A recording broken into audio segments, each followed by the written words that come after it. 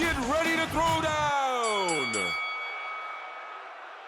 Welcome to the show, everybody. Sales Throwdown. We are back talking about fourth quarter, right? End of the year. Yeah, Clint is already grimacing. Christmas, Thanksgiving. Nobody wants to talk to salespeople. Nobody wants to spend anything. The only exclusion to this is Nanette and Al, who's finally everybody's deductibles is finally paid off. So this is their busy season. So it's interesting to see the differences in how this stuff goes. So we want to kind of talk about like where are we in relation to what we thought was going to happen, right? Especially with everything that's changed this year. And what's your plan between now and December 31? Clint, what do you got, man? It's going to be huge. It's going to be huge. Shut up. No, in all seriousness, you know, the dreaded fourth quarter, right? For most people, the other two on this podcast, they probably freaking love it. For most people, fourth quarter is just dreadful, man, because you got people going on vacation for weeks at a time. No decision makers are there and readily available. Even in my own office, I don't even know that I can order office supplies after October 1st, right? It's like, no more red pens. We're not spending a dime. I've got all the numbers figured out for the rest of the year. January 1, come talk to me. We'll get you some red pens, you know, like it. But the thing is that's most people, right? Because, man, your projections, you project all year. And at some point those have to become real financially, right? Because most people are dealing with a corporate entity where they have to project upwards, right? So, well, you hit it. It's accountability time, right? Here's what we spent. We now only have this much more to go, so we can project what that looks like. And sales is either exceeding or lagging. And now what do we do about it? Yep. So, you know, for me, I always say, especially in construction, Q1 and Q2 and Q3, those are your months to sell for book and burn of the relative year that you're in, right? And everybody's on a little bit different fiscal year. Some people go January 1, some people are over September, at the end of September. But I will tell you that it's really hard to book jobs, at least in construction or any long lead time business. It's really hard to book jobs now in October, November, December, and actually burn the revenue off the sale that you made in those 3 months, right? So Q4 is usually in a good year. Now, we're not talking 2020 because God help us all, this year sucks for everybody. But that sale is made for 2021 going into the new quarter one, Q2, Q3, building backlog, right?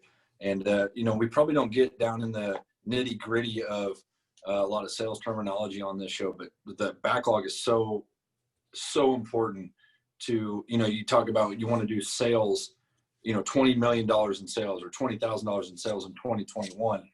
It starts about halfway through the year before, right? And now we're coming to that point where everything you touch, everything that you're negotiating now, by the time you get the deal done, by the time you actually start to burn revenue, it's in the next fiscal year, right? So it's very tough because you feel you're winning, you sell $10 million, right?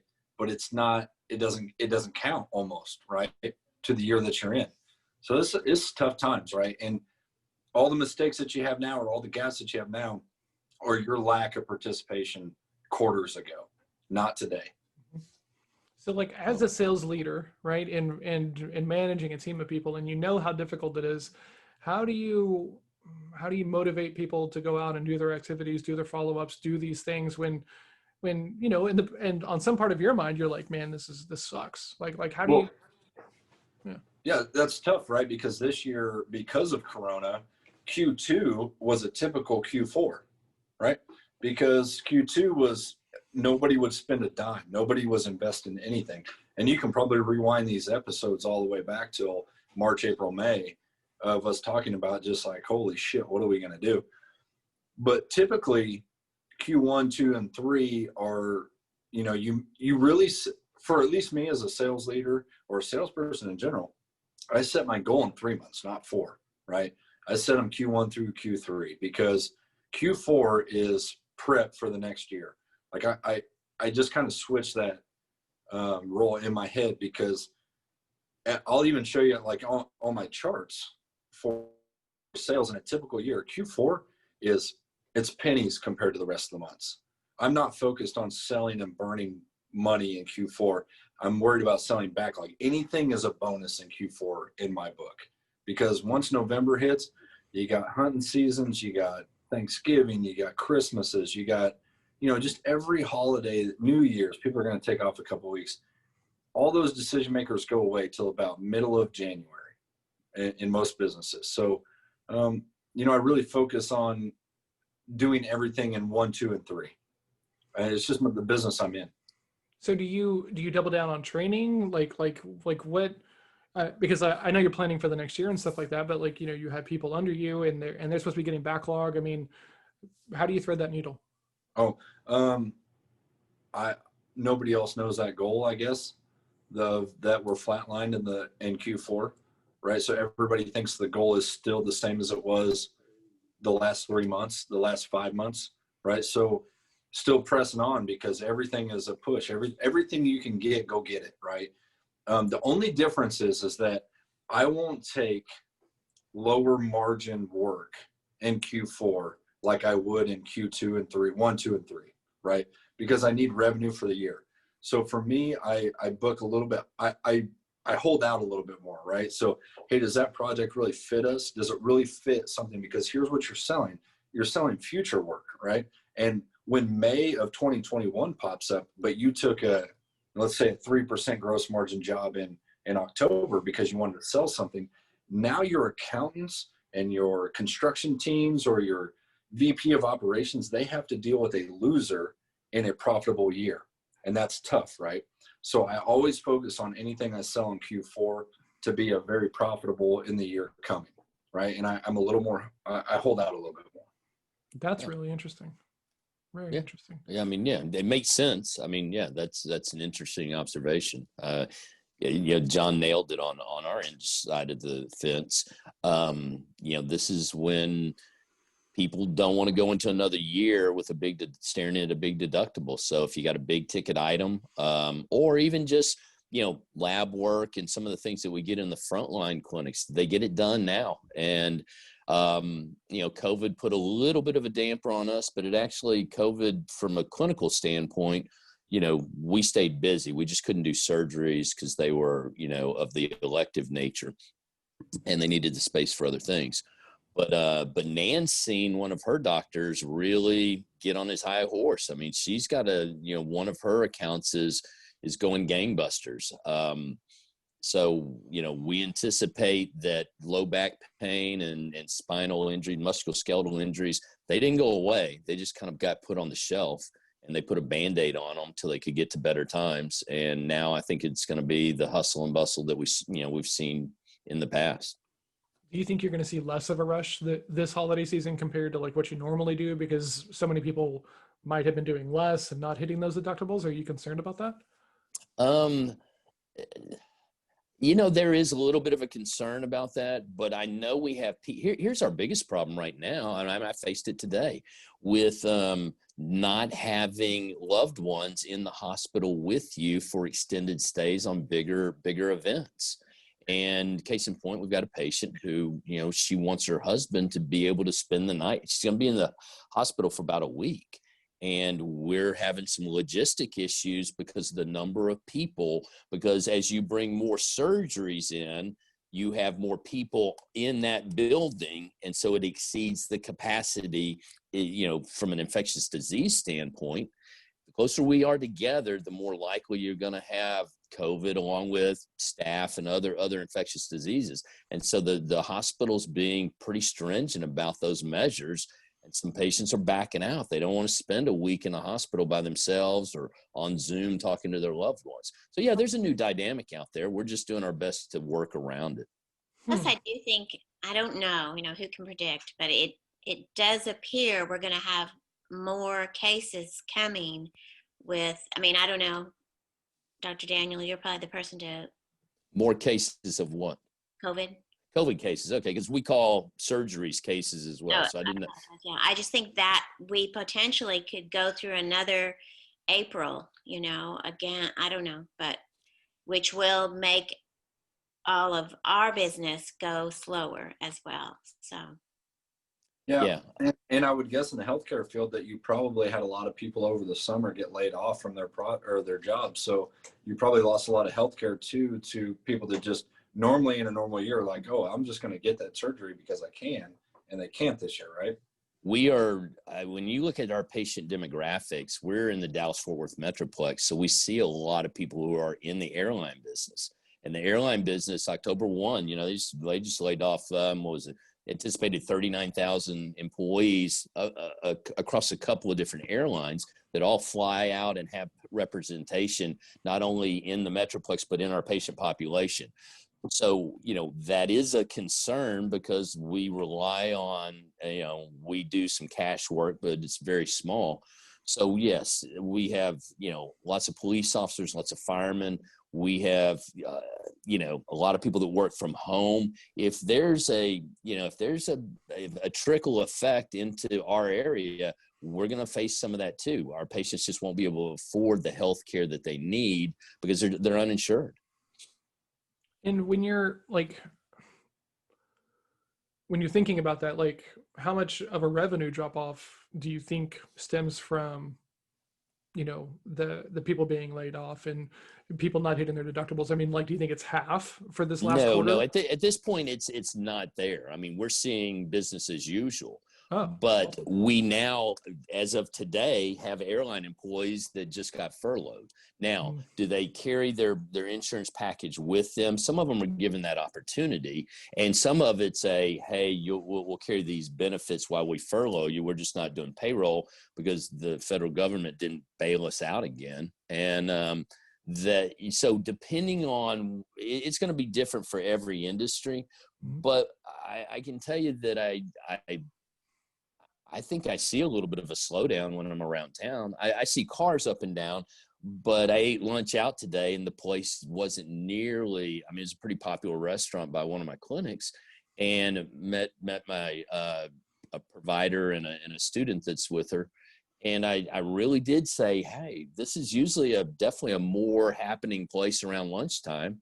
I mean, it made for a better meeting for us, but I was surprised. So I think I'm seeing a little bit of that. And, speaking, because you're doing much more like the frontline stuff, right, these days? Well, what kind of stuff are you seeing like this fourth quarter compared to like other stuff? Is it harder to get into these docs? Is it much more distanced and that's easier? Like what are you seeing? Obviously, there's huge distance. A lot of offices are not seeing anybody.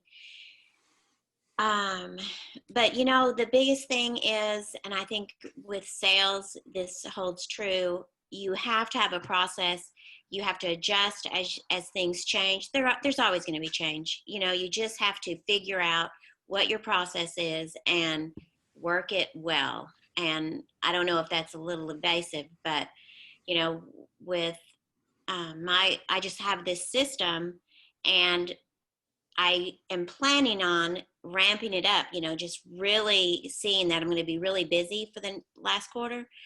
But as I stated, it could easily go away, and then you just have to come up with other things. And I think that that's really important for all of us to look at as our processes change because of what's going on, but you've just got to continue on and, ramp up. For now, Clint, I didn't know that Clint had this last quarter being like really difficult. That's a completely different, I think, than all of us. I don't know, John, what is your last quarter like? So I've kind of fallen into a couple of very unique situations that I can't really talk about on here yet. But I'm going to be building out some bigger teams and some bigger processes, and they have a lot of urgency behind them. So it right now seems very, very good for this last quarter, right? I'm trying to, one of the guys was like, hey, you're kind of hard to get a hold of. And I said, yeah, I have lots of meetings. I network a lot, and, I need to keep my prospecting up. And he goes, well, I would like you to be a little bit more available. And I was like, well, I would like some pay, right? Because if you want me to be more available, then then that means I need to shut down some of my prospecting or at least dial it back. And that makes me a little bit uncomfortable because sometimes these deals don't go through, right? Which made me incredibly uncomfortable, like in that moment, because, you know, I like the guy, I like the things he's talking about and stuff like this, but, you know, I'm just being real, right? Because when I turn it off, right, the gap is not this week or next week, it's later on and stuff like that, especially depending upon how long I might have it turned off for some of these projects. And so now we're in conversations about, you know, how do I get compensated to shut all this stuff down so that way I'm more accessible and easier to get a hold of and, you know, put in more work into these projects. So, but you know, John, and not to shit on you, John, because don't take it that way. But you also haven't had an established baseline year over year yet, right? Absolutely. So you're in growth mode, right? And a lot of companies fall into this category. A startup company, or you know, they're let's say they're on year 2 or 3, and they're in that constant growth because, you know, sometimes in those first 2 or 3 years, every metric you look at is growth, right? Yeah. But until you establish that year over year baseline, maybe for year 5 and 6, you can compare it to the last, where, hey, I did 30, let's just say I did 3 million last year and I did 3.1 this year. Now you're starting to establish a baseline going into Q4 that you can project off of. Until you get there, it's really tough.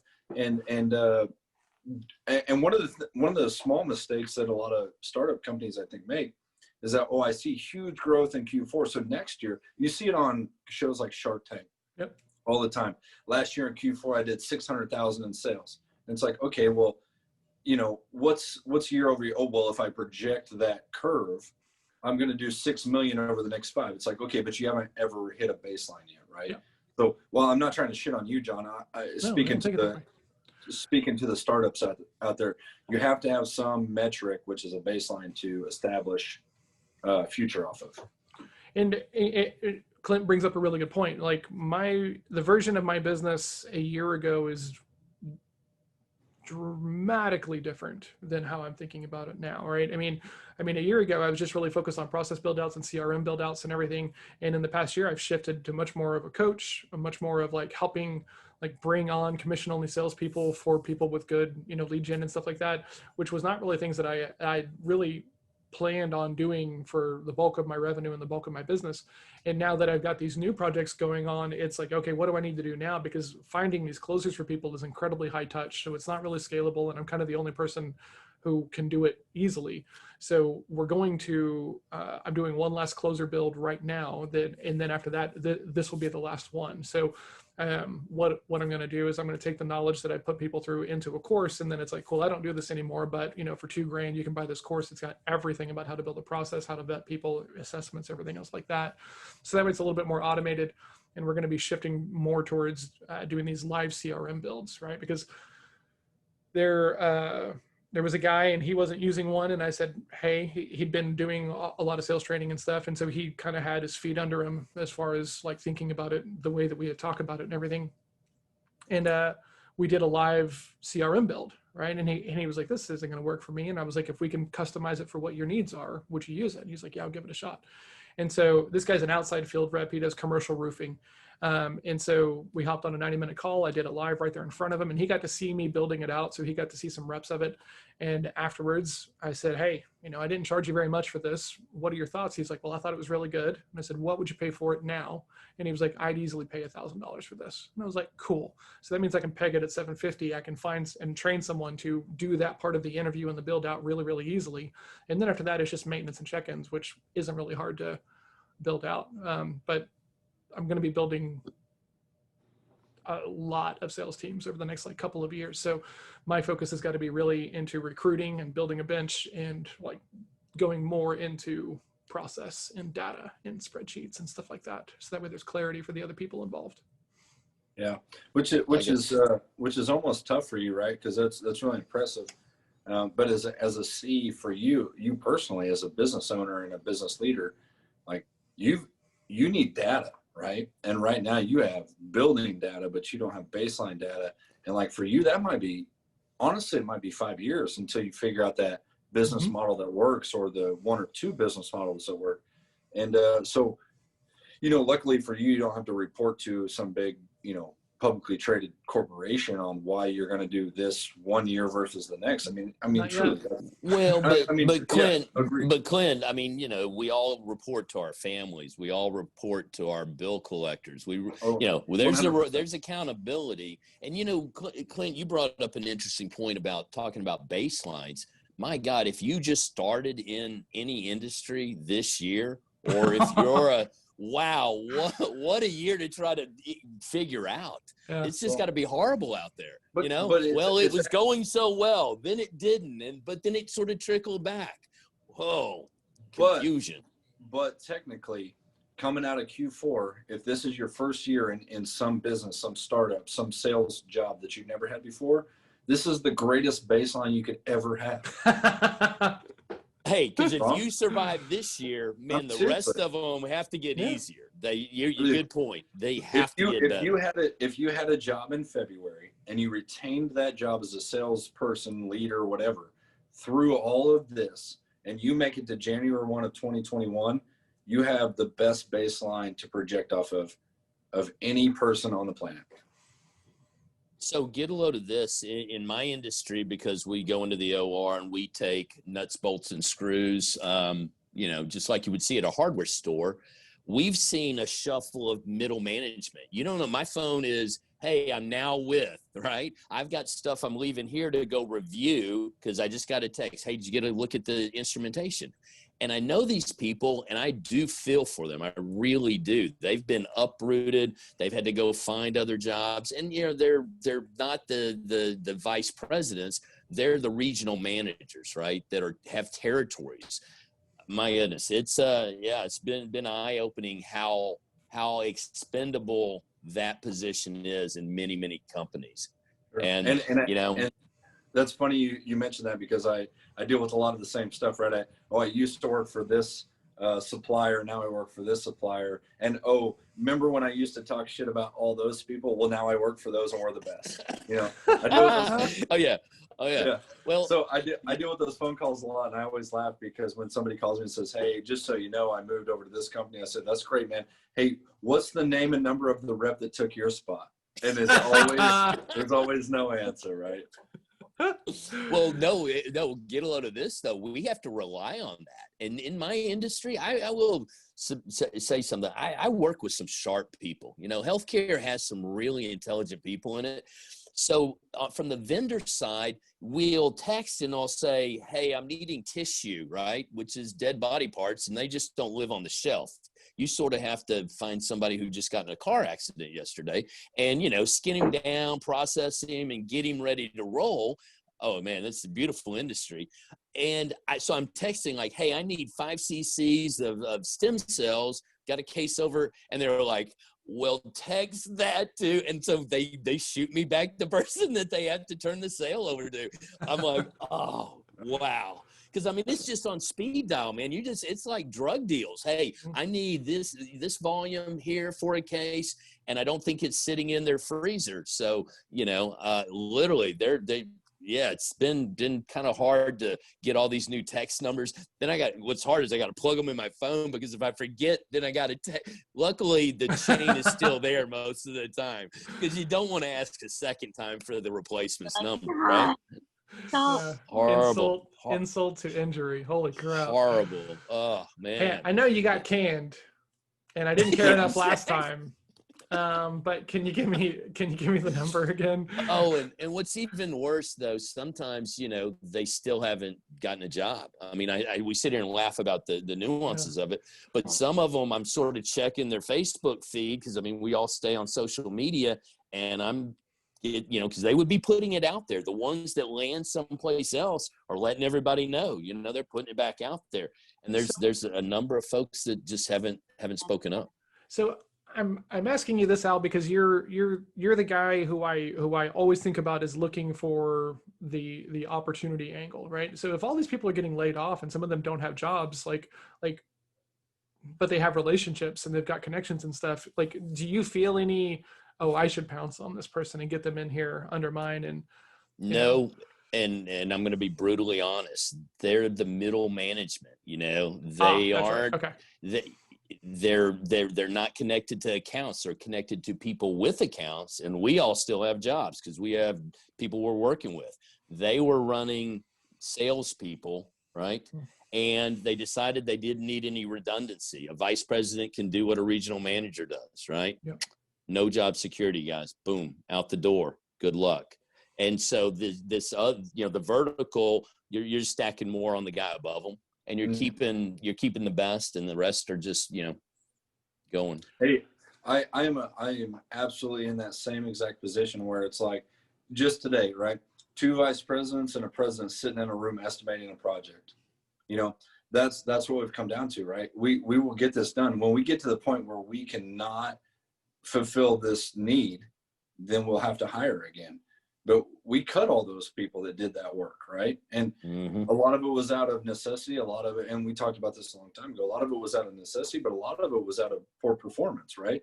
And when those people leave, and some of them, to your point, John and Doc, like some of those people you see that have left and business goes on as usual, it's really hard to hire somebody else or hire that person when nothing fell off the map, right? And so, the real key to that is, and we're getting way off topic here with the whole Q4 thing, but, when you leave an industry, somebody will always fill your gap. You're not irreplaceable. I don't think anybody on this planet's irreplaceable to a certain extent. Yep. But Not even you? Not even me. Fair statement. Absolutely. We are recording this, right? Yes. Yeah, Yes. fair statement. But when you leave a organization, fired, you quit, whatever, and they don't even skip a beat, you weren't supposed to be there anyway, right? That's just fair. And remember, in good times, industries get heavy, right? I mean, companies get heavy. And so it's easy to, hit that mid-management during prosperous times. But whenever things start to go south or the economy gets rough, who are you keeping? Well, you got to have guys at the warehouse loading boxes and getting shipping out the door. Yep. You got to have some manufacturing. You got customer service. It's the people that manage, right? Yep. There aren't the doers. They're the overseers. Well, we've got a couple layers of overseeing. And so, some of these people are, and they're good people. Don't get me wrong. They'll pick up the phone and call you back. They just weren't a key figure in getting the business done. And the business is going to stay where it's at because there's not a whole lot of people in my industry that are shifting at this time. They're staying with what they know gets them through the end of the year. And so Nan's shaking her head. So she knows where I'm coming from here.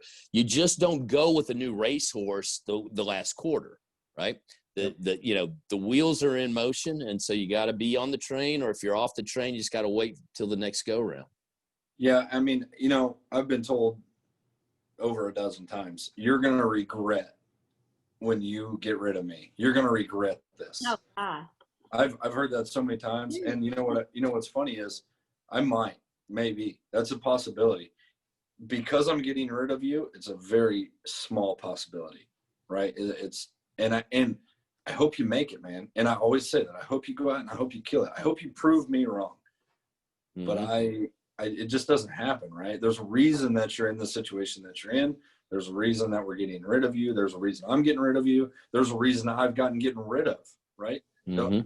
I'm not putting it past myself. There's a reason that I'm not in the certain spots. So, kind of off topic to the Q4 thing, but always important. Well, I think it's germane because this Q4's got a few nuances that we haven't seen before, right? And again, we're all learning to adapt in the business environment, because if you think it stays the same, or you wake up in the lay of the, you're kidding yourself. Things change. This is a change that we all have to adapt to. It's one we have to get through. What are you going to curl up in a ball and just, suck your thumb? I don't think so. I think John's made some change. I think this change is making everyone smarter and stronger. I think it makes you go, oh crap, I was being lazy, or oh crap, I really wasn't playing this or doing this as well as I should be. And that's why you get rid of certain people, because you're like, man, I was just being lazy. I don't really know if we needed that person. And, I think, thank goodness there's a, what is it? There's silver lining to this, because I do hear over, I've seen it myself, how I've gone, okay, can't do this. And then I go, God, why wasn't I doing this before then? You know, I bet we could all find an example of that in this situation. So I have a question for Clint. I'd like to back up a second. You were talking about the fact that whenever you have to let somebody go, you really sincerely wish them well, right? And we've all known people who have been laid off or made a change and getting just like ridiculed. You know, there's a guy who we all know who's actually under like injunction and court order because he left his current company and was like, hey, I'll put in the 2 weeks if you need me to. They said yes, and now they're accusing him of ripping files and everything else like this. I mean, it's kind of a big, you know, shit show. But where does that come from, right? Because like I don't think that that's necessarily part of the D like go-to mindset, you know, like I mean, because you know, you talk about cutting the fat and not being the most emotionally driven person on here. How do you do that in the moment? Well, but doesn't it make good sense to do that, John? No, hold on. Because I think it makes the most sense on the planet, right? Like I never understand whenever a boss is pissed that somebody has an opportunity to improve, right? Sure. And we've all seen it. We've all known people who were like, man, I went in to go like tell my boss about this opportunity and they just treated me like shit afterwards and everything. So 2.5 months ago, one of the best employees that I've ever had the privilege of working around came in one day, handed me a 2 weeks notice. This was 2.5 months ago. One of the best estimators I've seen in the business yet. And I was a little shocked to the point of like, hey man, you know, we got this team turned around. We got this building. I've laid off all of these people with you in the projection to always be here. We've talked about your 5-year plan. Like this is, holy shit, this is a surprise. I was never cynical about that. I absolutely still to this day wish him the best of luck. Go get it, man. Because the move wasn't out of hatred. It wasn't out of this place sucks, I'm going to go find something better. It never taunted me. It was a life move for him. It was a better opportunity. He wanted to be around his kids out in Colorado. Like there was a whole lot of things, right? Never, not an ounce of pissed off or anything like that or hatred towards the guy. Good luck, man.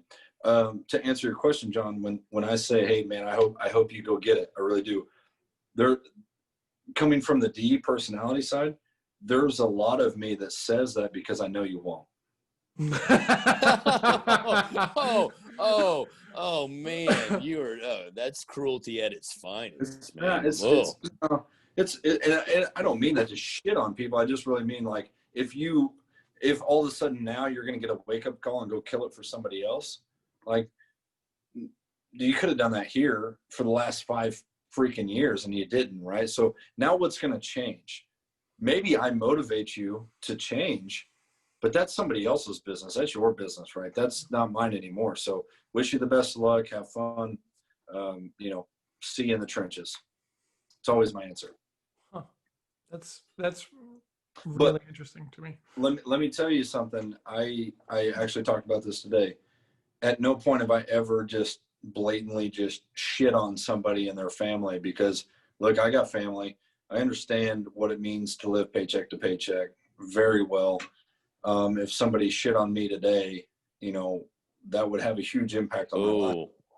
Well, and these industries, you know, people who leave one position will show up again in another position. Yep. Then that can be a positive experience for you that they're now a competitor, but they have some loyalty to the fact that you've showed them some kindness and been fair with them. You don't even have to show them kindness. It's you were fair and you weren't a dick. That pays dividends down the road, even in the Dallas-Fort Worth area. Because, you know, we all kind of walk the same hallways if we stay in that industry. Yeah. Well, the circles are smaller than we think. Don't forget, there's a big difference between getting fired and let go. Oh, for sure. Yes, sure. So when I let go of people, I put all the factors in mind of, you know, hey, look, you probably done this pretty well. You worked your butt off. It just didn't work out. hey, I'm going to cover you for the next couple of months while you get the opportunity to go find a job. You'll probably make out like a bandit because you're going to find a job in 3 or 4 days. I just can't have you on my payroll anymore because it doesn't make sense. That's let go, right? Mm-hmm. Getting fired is you've done everything that you can do to lose your own job, right? Agreed. And you earn nothing from me, right? So there's a huge difference there. No doubt. And we run into that. Sure. So to get back kind of into the Q4 thing, right? I'm curious for you guys, when you're thinking about this year and we're, still trying to figure out what the new normal is, even though I hate saying that phrase, how do you go about your planning for next year? Do you go ahead, Clint, what do you got? Yeah. So don't take your bait. If you've been in business for, let's say 5 to 10 years, or maybe even the longer, the better, right? Mm-hmm. You've seen your trend lines come through 2008, 9, and 10, right? This isn't really that much different as far as economy wise. I agree. If you've been in business through not 2008 was the cause, right? 2009, 10, and 11 was the effect. If you've had a business that goes through that, that's the baseline you need to model this year going into 21, 22, 23 off of. That's my suggestion, right? But if you don't have that, here's what I tell you.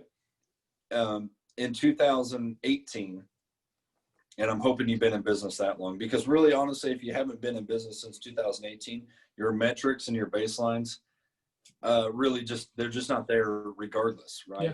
So you take the average of your best few months. So you can go monthly, go quarterly, right? Take your baselines off quarters, not 2020 versus 2019. Take your quarters and get a baseline.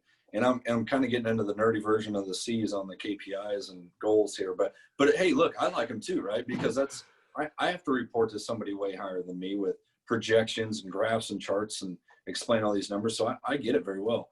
My suggestion is that if you made it through business through 2008, 9, 10, 11, that's your model for going from 20, 21, 22, 23. If you don't have that, look at your best that you've had and the worst. I'm just going to guess that it's been in the last 3 or 4 months in most businesses, and honestly wipe those off the face of the planet. Just wipe them out of there. Wipe them out of your goals. Wipe them out of everything that you're looking for, because they're only going to drag your confidence down, your morale down. And really, honestly, there's nothing you could do about it. Get them out of your head. Get them gone and move forward, right? What do I need to do to make January of 2021 successful and hit that mark? So Clint, for you, do you mind sharing what your quota was for this year, annual quota? 18.5 million. 18.5 million. So when you're thinking about next year, 24. Why 24 and a half. Because the year before that we did 32, and the year before that we did 30, and the year before that we did 31. So that's why I'm saying, right, that baseline reading tells me I can do way more than a 16% growth because of a bad year, right?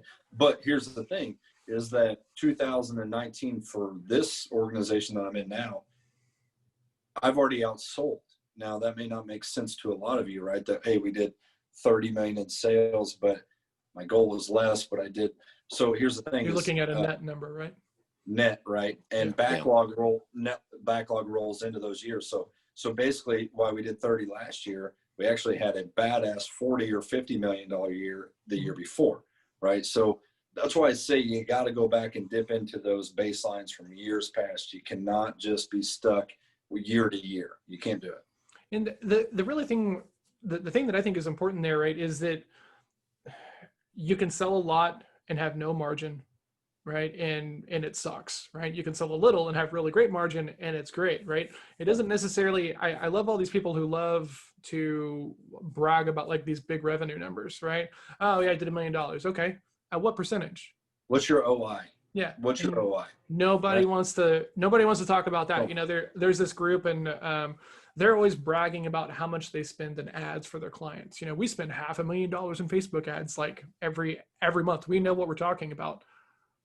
Do you? Like that number doesn't indicate that you know what you're talking about, right? Because you could be setting $500,000 a month on fire for your clients and not getting them anything out of it. But so for those who might not know, right, there's a difference between gross and net. Gross revenue is just money coming in the door. Your net revenue is like after your expenses and everything. And Clint being at the position he is, and Al being like an owner, myself being an owner, and I don't know how much Nan has to deal with this, but probably a little bit. The quality of the deals that you bring in is as important as the number of deals, right, and the revenue attached to them. If you can Now, and here's where you can get in trouble with that, particularly if you're a small businessman such as myself. You'll rob from Paul to pay Peter, right? Yeah. So it's cash flow, which is king. But at the end of the day, if there's no profit, guess what? Al is poorer than the poorest guy in his office, right? Mm-hmm. The guy that makes the least actually makes more than me. So you end up with this whole, again, back to the margins and back to your, what your expenses are relative to getting that project or that sales done, right? Mm-hmm. So you got to factor in all of those things and account for the expenses it takes to lock a deal in. Yeah. And I don't really think I cared a whole lot about that before I worked for myself, right? I like looking back on some of my thought processes and mindsets whenever I was working, not so much for you, Al, because like I think I'm starting to shift out of that after you, but like when I was working at the bank and selling cell phones and stuff, I was just looking at it from like a numbers perspective. I wasn't looking at it from like a net revenue. Is this actually profitable kind of perspective, And I feel like once you've got some control, right? Like even in like a situation where you're building your own book of business, you start looking at all of that stuff kind of differently, right? Like, I can invest. Sure. Well, you should, yeah. I can invest a whole lot of time to make $100, but maybe that doesn't make a whole lot of sense. And for your stuff, right? Like, what are your thoughts about your numbers this year versus like what are you planning for next year? Well, this has been a good year. I think for me, I have to just get more business. It's not, you know what I'm saying? You can't just you can't have certain accounts just increase. Yeah. So I either need to bring in more accounts or other things from my bag. So that's basically what I look at. And as far as numbers, it's been a good year. I think next year will be better, but awesome. We're always optimistic, aren't we? Yeah, well, hopefully, right? I mean, I think you have to have a certain level of optimism to be in a sales role, right? I was going to say, I think Nan and you guys are both right. Optimism is the emotion and the mindset, but you also have to, disconnect from that and really do a cortical run at your business, how this year has affected you, both positive and negative, and how you capitalize on both of those equations. The negative side of this thing, don't let it get too involved in your head, but recognize it. Things that have gone well and stayed the course during this pandemic, if you got anything to latch on to that, and then build, let that be your base and build from there. And like we said earlier, learning what has, if you have any success at this point in 2020, then learn from that and improve 21 through that. Yeah, absolutely. We lost Clint a minute ago. His phone was dying, and so we thought we were going to make it through, but we lost Clint, which is, it is what it is. But I think we should, I think that's a good place to wrap up. Do you guys, Al, do you have any last words around, I'll wait for my turn, but I'll go, anything. No, did you have something to say before we do the roundup? Well, no, I'll just put it in my section. Sounds good. Yeah. Fourth quarter on a unique year. I mean, it's going to mean, that statement is going to mean something different to everybody that's listening and a part of this equation. We're going to get through this. I know that, there's been some angst. There's been some emotion that's been put towards this. I feel for people that have been displaced in any capacity when it comes to, their job or their situations financially because of this. Weather the storm, stay the course, and you'll get through this. We always do. We always do. Awesome. Nanette?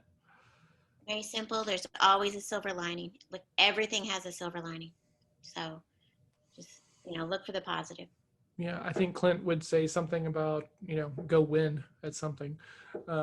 But, for me, and I'm not a big rah-rah guy, right? Like, I'm not the most bubbly, motivationally driven person, on this show. But, to Al's point, this has been an odd year for everybody. If you were still in the game, like, celebrate that success, right? Take a second to think about all the people, right? We've been talking about on the show, people being laid off and furloughed and fired and everything else like this. If you're still in the game, even if you're struggling in this, that's a huge win, right? Take a moment to appreciate that, whether it's in your journal or however you want to go about that. But then also be thinking about what you need to adjust for next year, because we don't really know exactly what next year is going to look like. So, celebrate the wins, but just also be aware that, it might not be the normal January. So make sure you're planning for that. Good words.